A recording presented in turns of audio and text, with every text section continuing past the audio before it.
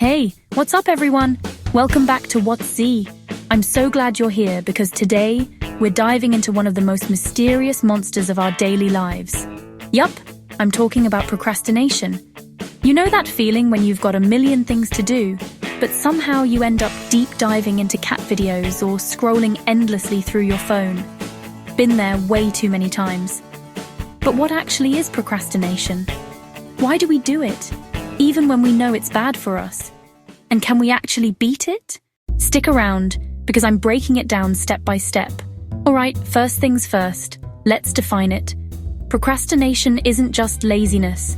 It's not about not wanting to do things. It's about delaying something, even though you know there will be negative consequences. It's choosing instant pleasure, like snacks, games, YouTube, over what really needs to get done. But why do we procrastinate? Why can't we just get up and start?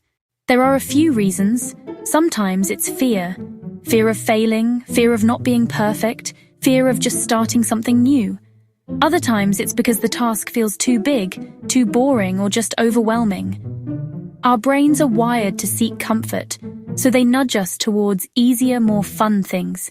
Psychologists call procrastination a self-regulation failure. Basically, it's when your intentions and your actions don't match up. You know you should write that report, but instead, you organize your sock drawer. Sound familiar?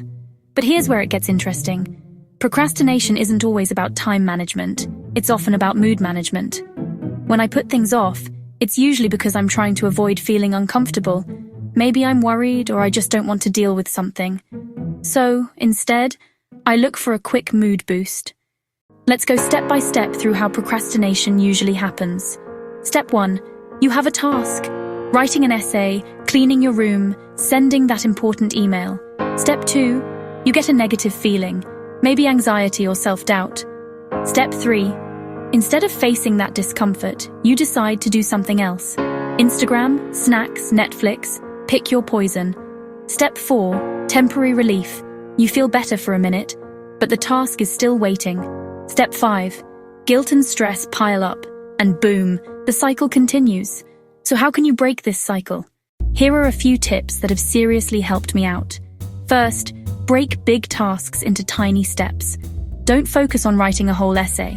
Just write the first sentence. That's it. Next, set a timer for just 5 minutes. Tell yourself, I'll only work for 5 minutes. Most of the time, once you start, you'll want to keep going.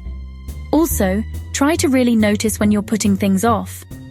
Ask yourself, what am I feeling right now? Why am I avoiding this? Sometimes just being aware of it helps a ton, and be kind to yourself if you slip up. Everyone procrastinates sometimes, even the most productive people you know.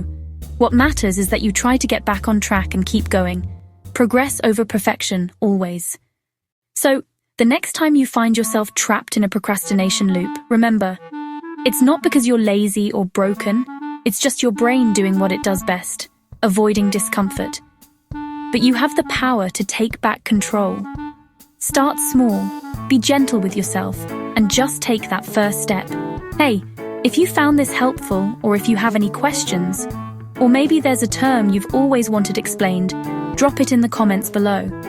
I read every single one, and your thoughts help me make even better videos for Whats ZEE. Thanks for hanging out with me today. Hit that subscribe button if you want more simple, real talk about life's biggest challenges. I'll catch you in the next one.